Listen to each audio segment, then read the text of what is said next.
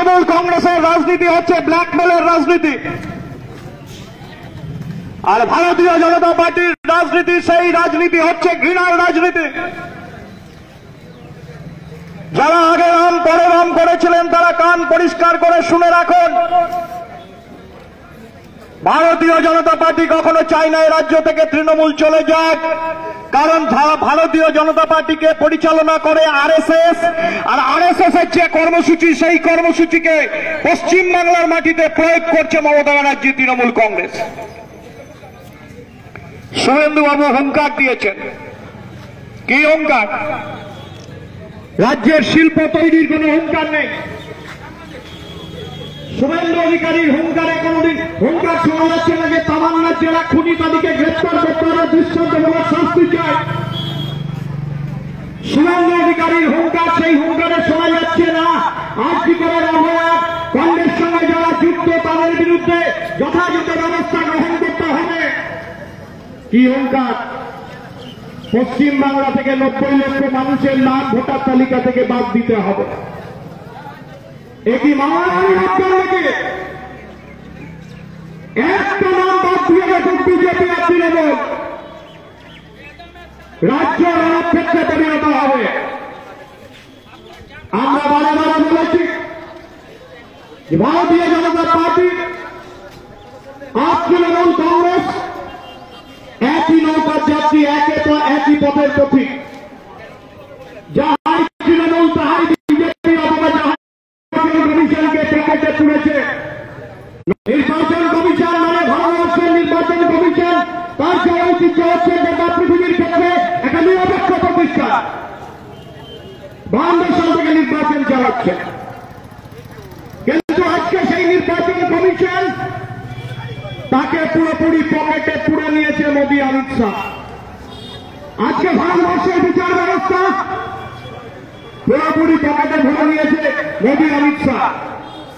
আজকে ভারতবর্ষের সমাজ মাধ্যম সমস্ত হচ্ছে সামাজিক মাধ্যম, সমস্ত রকম হচ্ছে নিউজ মিডিয়া, তা হচ্ছে দায়ের পকেটে পুরে নিয়েছে ওই হচ্ছে অমিত শাহ আর হচ্ছে নরেন্দ্র মোদী।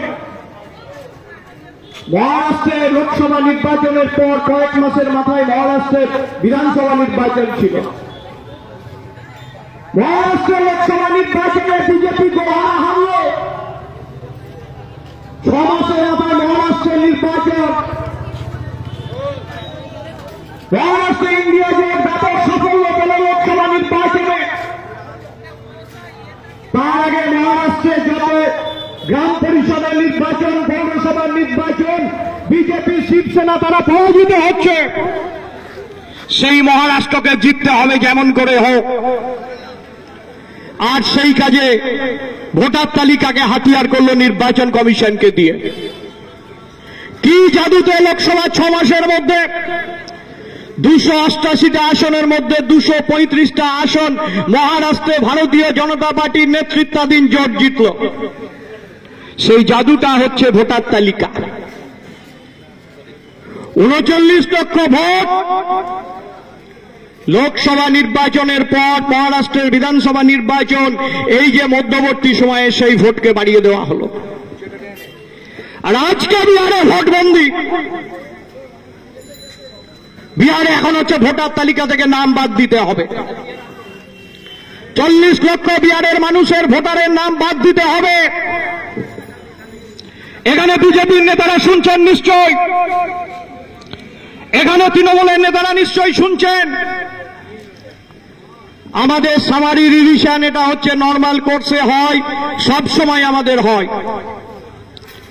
আর বিহারের নির্বাচন এগিয়ে আসার আগে হঠাৎ করে বলে দিল ভোটার লিস্টে নিবিড় সমীক্ষা হবে, নিবিড় পর্যালোচনা হবে, তারপর হচ্ছে ভোটার তালিকাটা হচ্ছে সংশোধন করা হবে। বাহ, সামারি রিভিশন হয়, ড্রাফট ভোটার লিস্ট বেরোয়, ফাইনাল ভোটার লিস্ট বেরোয়। ভোটার লিস্টের কাজ হচ্ছে একটা অন্তহীন প্রক্রিয়া। তাহলে হঠাৎ করে এখন ইন্টেন্সিভ ভোটার লিস্ট তৈরির কাজ হাত দেওয়া হচ্ছে কেন? কি বলা হচ্ছে, 2003 সালে পর যাদের ভোটার তালিকায় নাম উঠেছে তাদের যদি ভোটার তালিকায় নাম রাখতে হয় তাহলে ফর্জ দিয়েছে 11 দফা কাগজ ওদের জমা দিতে হবে। নরেন্দ্র মোদী পারে ওর ঠাকুরদাদা তার ঠাকুরদাদার নথি জমা দিতে? আর এখানে যারা টিএমসির আছে তারা পারবে তাদের বংশপঞ্জি বংশ পরম্পরায় সমস্ত নথি জমা দিতে? মানুষকে আতঙ্কে রাখো। আর বিহারের এই ঘটনা যদি আপনারা ভাবেন বিচ্ছিন্ন তাহলে ভুল করছেন। এই ঘটনার বীজ লুকিয়ে আছে নাগরিকত্ব সংশোধনী আইনের মধ্যে, এই ঘটনার বীজ লুকিয়ে আছে এনআরসির মধ্যে। আপনারা জানেন এই যে তৃণমূল কংগ্রেস তা হচ্ছে বিজেপির গর্ভে জন্ম। আজকে বড় বড় কথা বলছে, আমাদেরও খুব অবাক লাগে। অনেকে বলে আগে রাম পরে বাম, আমাদের সম্পর্কেও কিছু ভুল বুঝে লাল ঝান্ডা বন্ধক রেখে পদ্ম ফুলে যারা মজেছে তারাও বলে যে একবার বিজেপিকে দেন, আমরা তো আপনাদেরই আছে। আরে হরিদাস পাল, পার্টির পতাকা কি আমরা বন্ধক রাখবো? কান খুলে শুনে রাখুন, শেষ পর্যন্ত লড়াই চলবে। লাল ঝান্ডার ইজ্জত, লাল ঝান্ডার মর্যাদা, লাল ঝান্ডাকে কারো কাছে আমরা বিক্রি হতে দেব না। চিনে রাখো যারা আগে রাম পরে বাম করছো। অসভ্যতার একটা সীমা পরিসীমা আছে। কি দেখলাম আমরা 11 দফা। আর আমাদের দেশে এনডিএ জোট সরকার প্রথম আসে অটল বিহারী বাজপেয়ীর নেতৃত্বে। আপনারা জানেন যে কংগ্রেস ভেঙে যখন তৃণমূল কংগ্রেস তৈরি হলো তখন গুটি গুটি পায়ে সদ্যজাত তৃণমূল কংগ্রেসকে কোলে পিঠে মানুষ করলো ভারতীয় জনতা পার্টি কাম নাগপুর কাম আরএসএস। বিজেপির পরিকল্পনা মাফিক পশ্চিম বাংলায় তৃণমূল কংগ্রেস তার জন্ম হয়েছে। নাগপুরের পরিকল্পনা করে আরএসএস এর পরিকল্পনা করে পশ্চিম বাংলায় তৃণমূল কংগ্রেসের জন্ম হয়েছে। আজকে কংগ্রেসের গর্ভ থেকে যখন তৃণমূল কংগ্রেসের জন্ম হলো, ওই আরএসএস যদি হচ্ছে আশ্রয় প্রশ্রয় না দিত মমতা ব্যানার্জিকে, তাহলে পশ্চিম বাংলার আজকে এই অবস্থা হতো না। আগে রাম পরে বাম যারা করছেন তারা বলুন আমি ঠিক বলছি না ভুল বলছি, আমাদের পার্টি ঠিক বলছে না ভুল বলছে। অটল বিহারী বাজপেয়ীর মন্ত্রিসভা 2003 নাগরিকত্ব আইন সংশোধন করতে হবে। আরে বাপরে বাপরে, দেশ স্বাধীন হয়েছে 47, 50 সালের 26শে জানুয়ারি ভারতবর্ষের স্বাধীন ভারতবর্ষের সংবিধান গৃহীত হয়েছে। আর হচ্ছে আমাদের সেখানে আমাদের যে নাগরিকত্ব আইন তাতে স্পষ্ট লিপিবদ্ধ আছে। 55 সালে সেটাকে আবার হচ্ছে সংশোধন করা হলো। আমি তার বিস্তৃত তথ্যের মধ্যে যাচ্ছি না। তাহলে আবার নাগরিকত্ব সংশোধনের কি কথা আছে? আজকে যে তৃণমূল এখানে লম্পজম্প করছে, কালকে ওই যে 21শে জুলাইয়ের মঞ্চ থেকে হুঙ্কার দিচ্ছে, হুঙ্কার না ঘোড়ার ডিম, শূন্য কলসির ঢকঢক আওয়াজ, কালকের মিটিং তাই হয়েছে। ওই 2003 সালে যখন এটা লোকসভায় উঠছে, বাজপেয়ী যখন তুলছে নাগরিকত্ব সংশোধনের বিষয়, দুহাত তুলে শুধু নয় সমস্ত কিছু শর্ত ছাড়াই তাকে দুহাত তুলে সমর্থন দিয়েছিল, ক্যাবিনেটে লিখিতভাবে সমর্থন দিয়েছিল তৃণমূলেশ্বরী আজকের পশ্চিম বাংলার মুখ্যমন্ত্রী শ্রীমতী মমতা ব্যানার্জি। তারাই ছিল সেদিনকের বিজেপির নেতৃত্বাধীন এনডিএ জোট সরকারের দ্বিতীয় বৃহত্তম পার্টনার। ওই বীজ ওখানে ঢোকানো ছিল। 2005 সালে এলকে আডবাণী লোকসভায় প্রশ্ন তুললেন কি, আসাম এবং পশ্চিম বাংলায় বাংলাদেশিতে ভরে যাচ্ছে, অতএব এখানে চিহ্নিত করে বাংলাদেশিদের বিতরণ করতে হবে। চমৎকার কথা। আমার এখানে বিএসএফ কি করে, আমার এখানে সরকারি আইন কি করে? অটল বিহারী বাজপেয়ী 2005-এর লোকসভায় যেদিন এই কথা বললেন, পরের দিন শ্রীমতী মমতা ব্যানার্জি উপাধ্যক্ষ, তিনি হচ্ছেন সভা পরিচালনা করছেন, গাইঘাটা বিধানসভার কিছু ভোটার লিস্টের কাগজ নিয়ে উপাধ্যক্ষের মুখের দিকে ছিটিয়ে দিয়ে বললেন যে পশ্চিম বাংলায় 2006 সালের নির্বাচন করতে দেবো না, গোটা পশ্চিম বাংলায় অবৈধ বাংলাদেশি অনুপ্রবেশকারীতে ভরে গেছে, এদের ভোটার লিস্ট থেকে নাম কাটতে হবে। আমরা দেখেছিলাম 2006 সালে পশ্চিম বাংলায় পাইকারি হয়ে ভোটার তালিকা থেকে অনেকের নাম বাদ গেছিল, এখনো পর্যন্ত তাদের নাম ওঠেনি। আজকে ভাবের ঘরে চুরি, ন্যাকামোর একটা সীমা পরিসীমা আছে। এ ন্যাকামো বেশি দিন চলবে না। আজকে তৃণমূল কংগ্রেস পরিষ্কার পরিচ্ছন্ন সাজবার চেষ্টা করছে, কোনো অধিকার নেই তৃণমূল কংগ্রেসের। আর তারপর 2014 সালে মোদী এলো ক্ষমতায়। ক্ষমতায় এসে মোদী কি বলেছিল? মমতার সঙ্গে সুসম্পর্ক বজায় রাখবে। আর 2011 সালে পশ্চিম বাংলায় যখন পট পরিবর্তন হলো, মমতা ব্যানার্জিকে প্রথম যে অভিনন্দন জানিয়েছিল সেই ব্যক্তিটি কে? সেই ব্যক্তিটি আর কেউ নয়, নরেন্দ্র মোদী। তিনি বলেছিলেন, দিদি প্রথম রাত্রেই বিড়াল মেরে দাও, মানে সিপিআইএমকে টিপে টিপে মারো। মনে আছে? আগে নাম পরে নাম, যারা পার্টি পতাকা বিক্রি করে দিয়েছেন আর যারা বাড়িতে বসে ভাবছেন যে সিপিএম দলটা তুলে দিলে ভালো, বিজেপির বাংলা বিজয় তত্তর করা হবে, সেগুড়ে বালি। পরিষ্কার পরিচ্ছন্ন আমরা বলে দিতে চাই। তারপর 2014 উনি এসে কি বললেন? নাগরিকত্ব তার হচ্ছে সংশোধন উনি করতে চান। তার অনেক পরে এনআরসি এসব হলো। তারপর আসাম মানুষকে সুশ্রুতি দিচ্ছে, এই যে বাংলাদেশ থেকে যা এসেছে এসব হচ্ছে মুসলিম, সব মুসলিমকে পশ্চিম বাংলা থেকে তাড়িয়ে দেওয়া হবে, তাহলেই হচ্ছে পশ্চিম বাংলা একদম সোনাই সোহাগা রাজ্যে পরিণত হবে। আসামে এনআরসি হয়েছে, চূড়ান্ত তালিকায় কত লক্ষের নাম বাদ গেছে? 19 লক্ষ। তার মধ্যে হিন্দু কত? তার মধ্যে হিন্দু 11 লক্ষ। আরে হিন্দুত্বের যারা ঠিকা নিয়েছো, ভারতীয় জনতা পার্টি জবাব দাও। এই হচ্ছে আপনার 11 লক্ষ যে হিন্দুর নাম বাদ গেল, এই হিন্দুদের সঙ্গে বেইমানি বিশ্বাসঘাতকতা করেছে কে? ভারতীয় জনতা পার্টি। আর কি বললেন? বললেন ডিটেনশন ক্যাম্প তৈরি করতে হবে। ডিটেনশন ক্যাম্প মানে বন্দিশালা। দ্বিতীয় বিশ্বযুদ্ধের আগে হিটলার ইহুদি নিধন, ইহুদি বিতাড়ন তো শুরু করেছিলেন। আর এই হিটলারের উত্তরসূরি হচ্ছে ভারতবর্ষের বিজেপি। কারণ সেদিনকে হিটলার মুসলিনীকে তখন বিজেপি ছিল না, আরএসএস আর আপনার হচ্ছে হিন্দু মহাসভা তারা সমর্থন জানিয়েছিল। এই ইতিহাস অস্বীকার করতে পারবে না। কি উত্তর দেবেন? আর উনি হচ্ছেন পরে বলছেন দিদিমণি যে পশ্চিম বাংলায় এনআরসি হতে দেব না। আরে বাপরে বাপরে, আর কি বিভ্রান্ত করলেন? এনআরসির সঙ্গে এনপিআর এর কোনো সম্পর্ক নেই, এনআরসির সঙ্গে সিএ এর কোনো সম্পর্ক নেই, সবকটা সম্পর্ক যুক্ত। এনআরসি যুক্ত এনপিএ যুক্ত সিএএ, এই সবটা হচ্ছে একটা সুতোর মধ্যে বাঁধা, একটার সঙ্গে একটা সম্পর্ক যুক্ত। তা হচ্ছে মানুষকে হয়রানি করো, ভোটার তালিকা থেকে নাম বাদ দাও, আর হচ্ছে বেনাগরিক করো। কোনো উত্তর আছে? কোনো উত্তর নেই।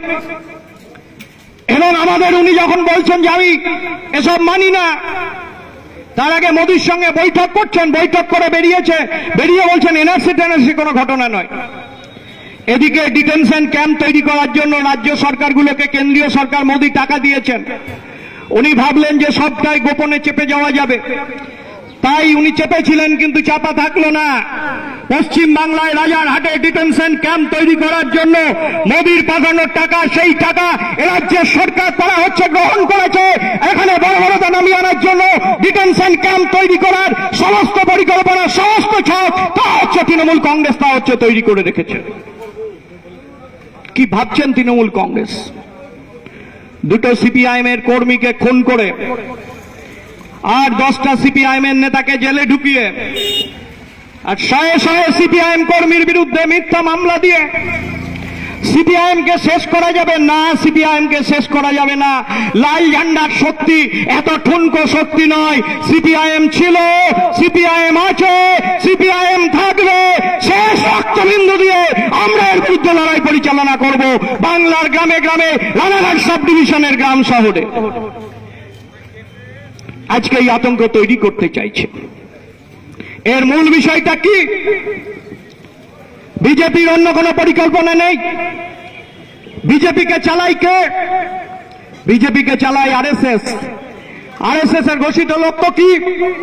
ওর জন্মের 100 বছরের মধ্যে ভারতবর্ষকে হিন্দুত্ব রাষ্ট্রে কায়েম করতে হবে। হিন্দু আর হিন্দুত্বের মধ্যে পার্থক্য আছে, আমি ওটা এখানে যাচ্ছি না। তাহলে আরএসএস নাগপুর তৈরি হয়েছিল কবে? 1925। এটা 2025, 100 বছরের মধ্যে। আর ওর কর্মসূচি হচ্ছে মসজিদ ভেঙে মন্দির ভাঙাও, বড় ও করছে। ওর কর্মসূচি হচ্ছে অভিন্ন দেওয়ানি বিধি, শুধু মুসলিমদের ক্ষেত্রে, অন্য ক্ষেত্রে নয়। আর সিটিজেন অ্যামেন্ডমেন্ট অ্যাক্টে যা বলেছে মোদি, তা হচ্ছে সংবিধান বিরোধী। কেন? 1955 সালে আমাদের নাগরিকত্ব সংশোধনী আইনে যে নিরিখগুলো ছিল, সেখানে ধর্মের কোনো কথা ছিল না। আমাদের ভারতবর্ষের সংবিধানে নাগরিকত্ব আইন যা লিপিবদ্ধ আছে, আমাদের ধর্মের অধিকার, ধর্মের কর্তব্য যা আমাদের ভারতবর্ষের সংবিধানে লিপিবদ্ধ আছে, সেখানে বলা আছে ধর্মীয় কারণে কাউকে হচ্ছে বৈষম্য করা যাবে না। এই এনআরসি, এনপিআর বা সিটিজেন অ্যামেন্ডমেন্ট অ্যাক্ট ভারতবর্ষের মূল সংবিধানের যে কথা এবং সংবিধানের যে বিধি বিধান, তাকে হচ্ছে লঙ্ঘিত করছে। আজকে 2026 সালে নির্বাচন। যারা ভাবছেন যে বিহারের নির্বাচন সেই নির্বাচনে শেষ, তারা ভুল করছেন। বিহারের নির্বাচনের কিছুদিন পর আমাদের দেশের 6টা রাজ্যের নির্বাচন হবে, তার মধ্যে আমাদের রাজ্য পশ্চিমবাংলা আছে। আগামী নির্বাচনে তৃণমূলের কোনো ইস্যু নেই মানুষের কাছে বলবার। আগামী নির্বাচনে পশ্চিম বাংলায় মানুষের কাছে বলবার কোনো ইস্যু নেই ভারতীয় জনতা পার্টির। কারণ এই দুটো সরকার মানুষের বিরুদ্ধে, জনগণের বিরুদ্ধে। এই দুটো সরকার মানুষের পেটে লাথি মেরেছে, মানুষের রুটি রুজি কেড়ে নিয়েছে। আজকে তাই এই সমস্ত দিয়ে মানুষকে চাপে রাখো, আর ধর্মীয় বিভাজন, ধর্মীয় বিদ্বেষ, ধর্মীয় সেন্টিমেন্টের সুড়সুড়ি দিয়ে ভোটটাকে হিন্দু মুসলমানের মধ্যে ভাগ করো। এই খেলায় যারা মারছেন, তারা হিন্দুরও ভালো করছেন না, তারা মুসলিমেরও ভালো করছেন না, তারা আসলে এই রাজ্যের ক্ষতি করছেন, এই দেশের তারা ক্ষতি করছেন। ফলে এইরকম একটা জায়গায় দাঁড়িয়ে আপনারা দেখেছেন, আমি তার আর বিস্তারিতের মধ্যে যাচ্ছি না, একটার পর একটা রাজ্যে অন্যায় হয়েছে। এই যে তামান্না খুন হলো, আর লোকসভা নির্বাচনের পরপর বাদকুল্লায় বাবুলাল বিশ্বাস খুন হয়েছে, একটার পর একটা খুন হয়েছে। তামান্নার মাকে সাবিনা আর ওর বাবা হোসেনকে কিনবার জন্য মমতা ব্যানার্জির বিধায়ক, পুলিশের প্রাক্তন অফিসার হুমায়ুন কবিরকে দিয়ে টাকা পাঠিয়েছিল। টাকার থলে সাবিনা, তামান্নার মা আর হোসেন, হুমায়ুন আর তৃণমূলের গালে সপাটে থাপ্পড় দিয়ে বলেছে, কত টাকা লাগবে বলেন, আমার মেয়েকে ফিরিয়ে দেওয়ার ব্যবস্থা করুন, টাকার লোভ লাগবে না। যদি ইজ্জত থাকে, মর্যাদা থাকে, মমতা ব্যানার্জির ক্ষমা চাওয়া উচিত। পশ্চিমবাংলার মানুষের কাছে ওই হুমায়ুন কবিরের ক্ষমা চাওয়া উচিত। প্রথমবার পাঠালো আইপ্যাককে দিয়ে, তারপর হুমায়ুন কবির। আরজি করেন নির্যাতিতার বাড়িতে তখনও পর্যন্ত লাশ দেওয়া হয়নি, চলে গেল তৃণমূলের এজেন্টরা ওই অভয়ার মা বাবাকে টাকা দিয়ে কিনবার জন্য। সপাটে বলেছে যে দোহাই আমার মেয়েকে ফিরিয়ে দেন, টাকা নেব না। আনিস খানকে খুন করলো, বাড়ির ছাদ থেকে ফেলে খুন করলো। আনিসের একটাই অপরাধ ছিল, ও হচ্ছে প্রতিবাদী। আনিসের একটাই অপরাধ ছিল, ও হচ্ছে এসএফআই করে। আনিসের খুনিদের গ্রেপ্তার করা নয়, খুনিরা প্রকাশ্যে ঘুরে বেড়াচ্ছে। আর আনিসের বাড়িতে রাতের অন্ধকারে তৃণমূলের মন্ত্রী সে চলে গেল আনিসের বাবাকে কিনতে, সেখানে হচ্ছে আনিসের বাবা, সেও হচ্ছে সপাটে জবাব দিয়েছে। আর ছাত্র সংসদ নির্বাচনের দাবিতে প্রথম যে লড়াই করেছিল আমাদের অত্যন্ত গর্বের লড়াকু সংগঠন। আমরা যার অনেকেই এখানে কর্মী বসে আছি, আমাদের সেই লড়াই দেখে আমরা উদ্দীপ্ত হই, গোটা গা আমাদের শিউরে ওঠে। আমরা গর্বে গর্বিত হই যে আমরা এই সংগঠনের কর্মী ছিলাম প্রাক্তন, আজকে যোগ্য নেতৃত্ব, যোগ্য কর্মী। তারা ভারতের ছাত্র ফেডারেশন করছে। ছাত্র ফেডারেশন প্রথম পরিবর্তনের পর ওরা আইন অমান্য করেছিল এ রাজ্যে ছাত্র সংসদ নির্বাচনের দাবিতে। জানেন আপনারা, সুদীপ্ত গুপ্তকে লাঠি পেটা করে পুলিশ মেরেছিল। গ্রেপ্তার হওয়ার পর পুলিশ কাস্টডিতে সুদীপ্ত গুপ্তকে খুন করা হয়েছিল।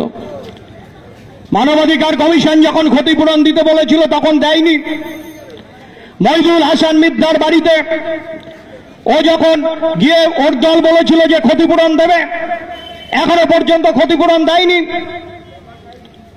আজকে কি হলো হাঁসখালির গাজনা শ্যামনগরের যে বাচ্চা মেয়েটাকে সমর গয়ালি পঞ্চায়েতের নেতা তৃণমূলের, আর তার ছেলে বোঝ কৃষক, তার জন্মদিনের অনুষ্ঠানে ওই বাচ্চা মেয়েটাকে 9-এ পড়ে গ্যাং রেপ গণধর্ষণ করবার পর জীবিত অবস্থায় তখনও প্রাণ ছিল, রক্তাক্ত মেয়েটা ছটফট করছে, ততক্ষণে একটা শ্মশান যার কোনো অ্যাফিলিয়েশন নেই সেই বডিকে দাহ করে দেওয়া হলো। তারপর হাঁসখালি থানার সঙ্গে 35 লক্ষ টাকার ডিল হয়েছিল। ওই সমর গয়ালি তৃণমূলের সম্পদ, তৃণমূলের সম্পত্তি তার। এইরকম একটা জায়গায় দাঁড়িয়ে আগামী দিনের লড়াই, সেই লড়াই বড় লড়াই। আমাদের শক্তি কবজিতে নয়, আমাদের শক্তির উৎস জনগণ। আমাদের শক্তির উৎস আমাদের মতাদর্শ। আমাদের শক্তির উৎস আমাদের সততা। আর সেই সততার উপর ভর করেই আমরা যতদূর যেতে হয় শেষ পর্যন্ত লড়ব। বিজয় গোটা পশ্চিম বাংলার মানুষের জন্য অপেক্ষা করছে। আর ভারতবর্ষে নয়া ফ্যাসিবাদের জামানা যারা তৈরি করেছে, সেই ভারতীয় জনতা পার্টি আর তার নেতাদের অবস্থা আগামী দিনে হিটলার আর মুসলিনির মতো হবে। আগামী দিনে আমরা এগিয়ে যাব, সমস্ত আক্রমণ তাকে মোকাবিলা করে জনগণের দরবারে বারে বারে যাব। শেষ কথা বলবে জনগণ। জনগণের উপরে ভরসা আছে, জনগণের উপরে ভরসা হারানো পাপ। আমরা জনগণের উপর ভরসা হারাইনি। একদিন আজকে এই যে মেঘ যা ঢাকা হয়েছে, এই মেঘ আকাশ, সেই মেঘ সরিয়ে দিয়ে আগামী দিনে পশ্চিম বাংলার আকাশে চকচকে রক্তিম সূর্য উঠবে। হ্যাঁ, ওই লাল সূর্যটা আমরা চাই, তার জন্য আমরা লড়াই করে যাচ্ছি। সবাইকে লাল সালাম, অভিনন্দন। ইনকলাব জিন্দাবাদ, ভারতের কমিউনিস্ট পার্টি মার্ক্সবাদী জিন্দাবাদ।